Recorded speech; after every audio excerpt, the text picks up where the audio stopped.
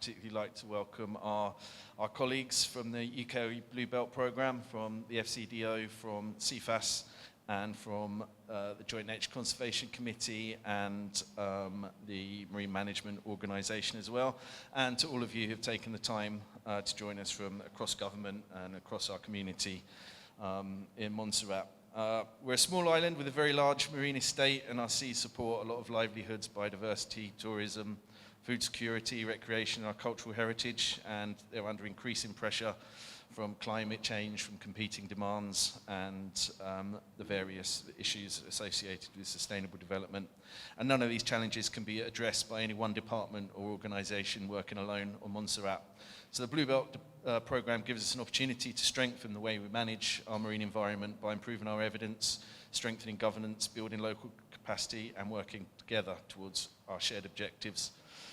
Today is also significant because it marked the first meeting of Montserrat's National Ocean Governance Committee, which brings together the organisations and the expertise needed to provide coordinated advice on the management of our marine and coastal environment, helping ensure that our decisions are informed, practical, and properly joined up.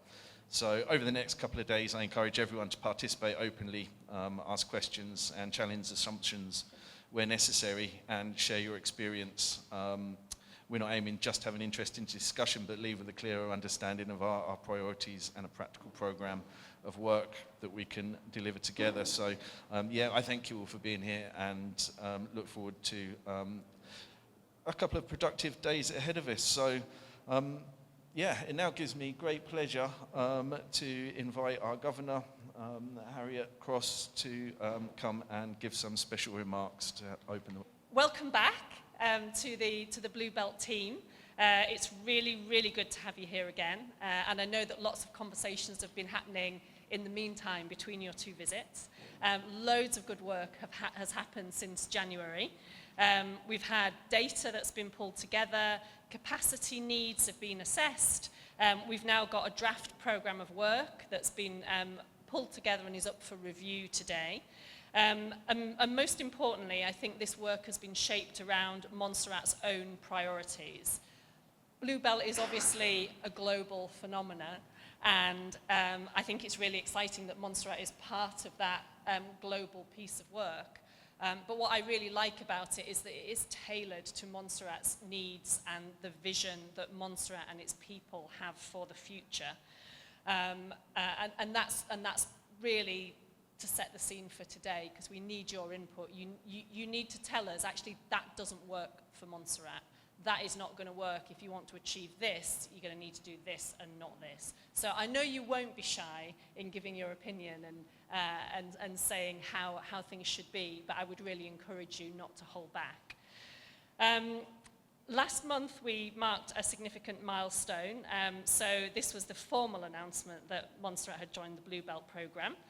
This was made by Foreign Office Minister Doughty on the programme's 10th anniversary reception. There was international media attention, and quite rightly so. Again, it's always really nice to see Montserrat getting a piece of the kind of social media buzz, and there was definitely some of that when that announcement was made. It's a partnership. That's the other thing I think it's really important to say. Finding out what's worked elsewhere in the world and what Montserrat can learn from that, and then what Montserrat can give back to other places, things that we have learned from the way we do things here, the way our fisher folk approach the ocean, the way our tourist authority approaches the ocean. You know, there are things that we can teach others as well.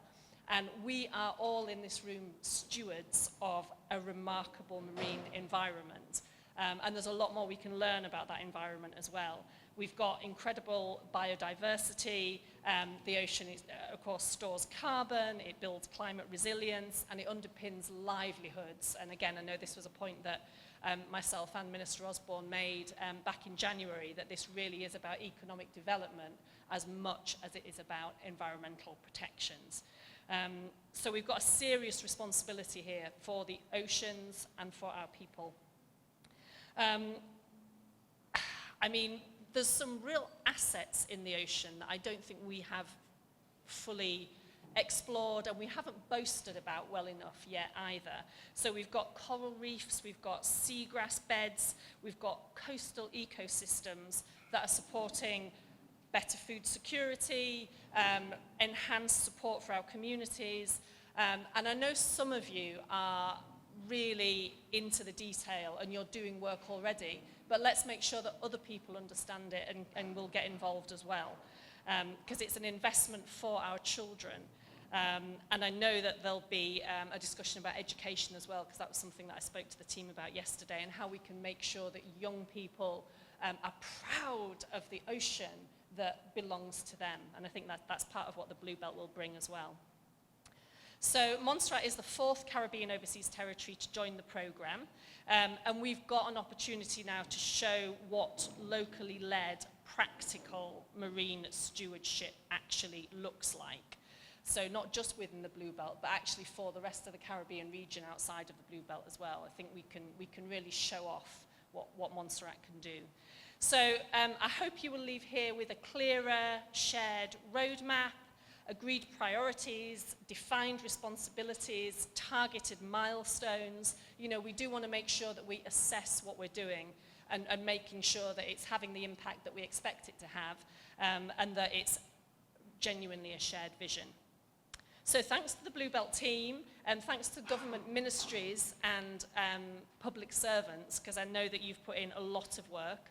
Thanks to conservation partners. As I say, there's a lot of people in the community who are out there finding their own funding, generating income from the work that they do in the oceans. So the commitment from everybody here is really exciting and tangible, and I'm really looking forward to see what we can achieve together. So thank you so much. First, let me also say a very hearty welcome back to our colleagues from the Blue Belt, to Kylie and your team. Welcome back to Montserrat. I realize you brought 2 new people with you, so I'll say welcome for your very first time to Montserrat as well. And feel free to be a part of the family, because you'll soon realize that Blue Belt and Montserrat are a very deeply entwined family. Before I give my remarks, however, I wanted to just read an excerpt from Minister Doughty's message in the book that Kylie gave me this morning, and I thought it was very interesting. He said, for the past 10 years, the UK overseas territories supported by the UK government's Blue Belt program have been working to protect and restore some of the world's most ecologically significant marine environments. He also goes on to say that the program has developed against a backdrop of escalating climate impacts and biodiversity loss. And I ended on biodiversity loss for a very specific reason, because I think that statement was almost written mainly for Montserrat. I think if we examine our current situation, no overseas territory has lost more of its marine habitat than we have. And while some may not realize it, our very volcano and the increase in volcanic activity worldwide has been linked to climate change, and more specifically, global warming. Our volcano creates for us a truly unique situation. Like many of the UK OTs, we face rising sea temperatures, and we know that even a 2-degree rise can drastically affect our coral reefs, and in essence, the very habitats our local fisherfolk depend on. That's what we have in common with every OT. But here is where Montserrat actually differs. The type of volcano we have poses a very different kind of challenge. Ash deposited through the air and the heavy sedimentation it drives down our guts and rivers has effectively buried our coastal reefs. And even where we look to intervene with artificial reefs, that same sedimentation has worked against us.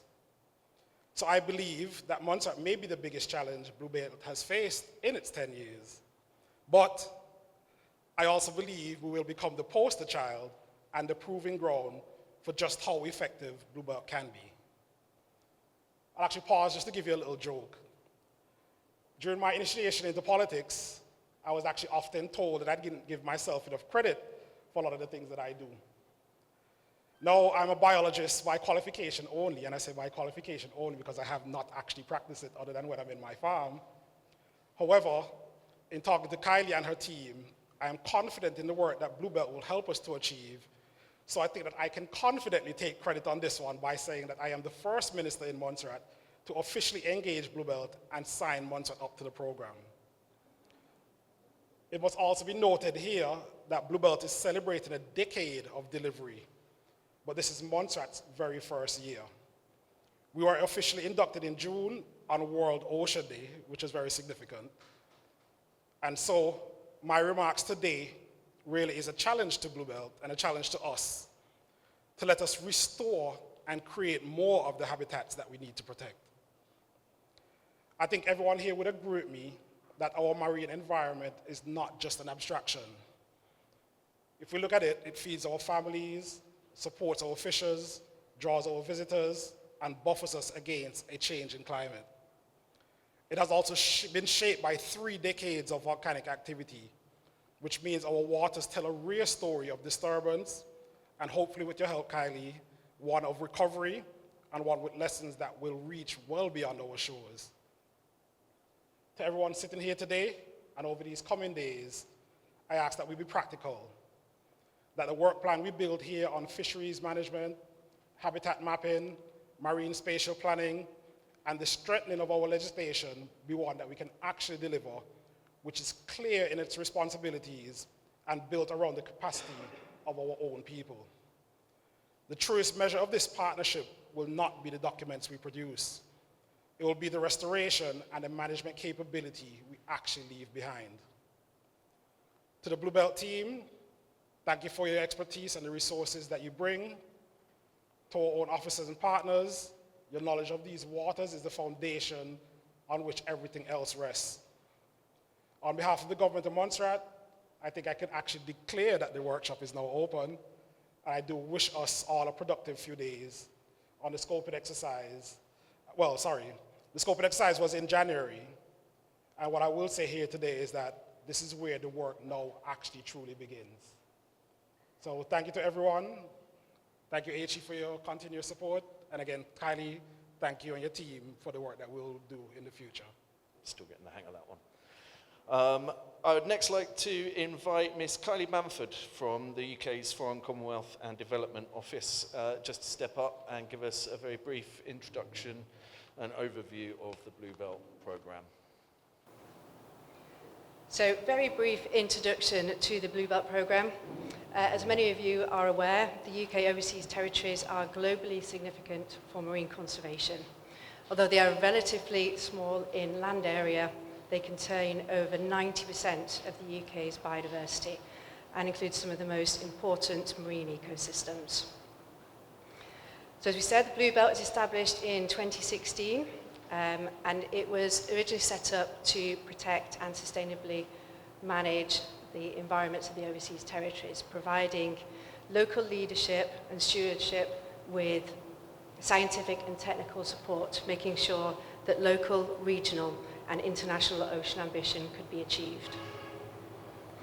And collectively, the programme does now support and protect over 4 million square kilometres of ocean, which is around 18 times the size of the UK, which really demonstrates the significance that the UK overseas territories make to global ocean protection.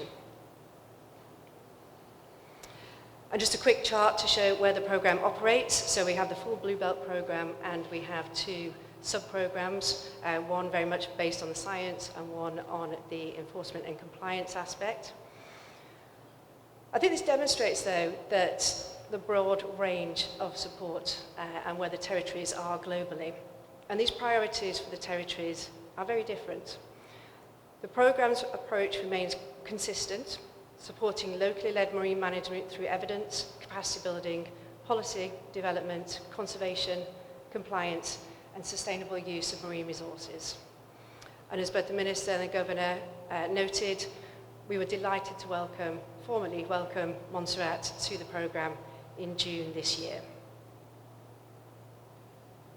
So a quick recap of the overarching vision, and this is a shared vision that was developed with the overseas territories for this current funding period up to 2029.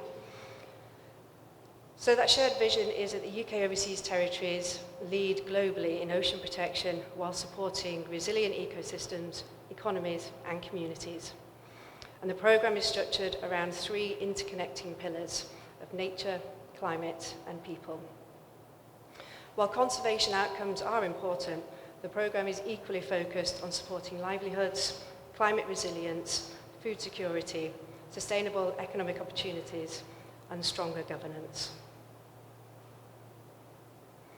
So a quick recap on the discussions we had back in January, and there were several priorities around the nature pillar. So the information that was gathered at that initial workshop was looking at the evidence need and understanding, building understanding on which to make decisions around marine management. And this includes consideration of marine spatial planning and the development of effective marine protected areas, and also strengthened maritime domain awareness and surveillance, actually understanding what is happening where. These priorities also highlighted the importance of building a stronger understanding of how Montserrat's marine space is used and ensure that management arrangements are suitable, effective, and evidence-based. The climate discussions focused on strengthening evidence and understanding climate risk and resilience opportunities. And other key areas that were identified was around long-term monitoring, protecting and restoring climate-critical habitats, climate adaptation planning, and improving hazard assessment and disaster risk reduction. Under the people pillar, there was a lot of discussion around strengthening fisheries management, potential for engaging with regional fisheries bodies, supporting sustainable blue economy development, and improving ocean literacy and communications. These areas recognise both the economic and cultural importance of marine resources to Montserrat and the need for the community to be involved in their long-term stewardship. The scoping workshop then generated a number of priority activities for consideration. For nature, suggested areas including reviewing existing information and data currently held, collecting baseline environmental data, habitat and species mapping, development of marine plans for habitat priority species, and undertaking climate vulnerability assessments. For the fisheries, the discussions focused on increasing sustainable fishing opportunities, improving fisheries data collection, supporting workforce development through training and engagement, and exploring fisheries infrastructure opportunities. There were a substantial number of priorities identified relating to marine management, including marine spatial planning and protected area development. The very strong view that was held was that stakeholders should be engaged and be included in the co-design of any management of the marine environment. There was also a lot of discussion around habitat and activity mapping, improving scientific data infrastructure, long-term evidence gathering through established monitoring programs, legislative and policy reviews and updates, and strengthening governance arrangements. There was also a lot of interest in exploring restoration opportunities, which the Minister also mentioned this morning. That included reef and mangrove restoration, alongside wider blue economy opportunities. Stakeholders also emphasised the importance of education, outreach, and partnership development. Potential activities included to support marine and ocean conservation within the school system, community engagement programs, educational resources, and strengthening partnerships with NGOs and other stakeholders. It was a view held by many at the last workshop that long-term success of this programme and of marine management more broadly will depend on ensuring that communities understand, support, and contribute to these initiatives. And so taking all of that information that we had, our intention now for the next 2 days is to do a deep dive into all of those themes. So we'll be building on those initial priorities identified and going into them in much greater detail. So today, following on from these opening presentations, the focus will be on marine management, including Montserrat's objectives and opportunities across its maritime zone. And then day 2, we've got a pretty packed agenda. We've got fisheries management, compliance and enforcement, education and ocean literacy, youth engagement, and opportunities to support sustainable livelihood and blue economy development.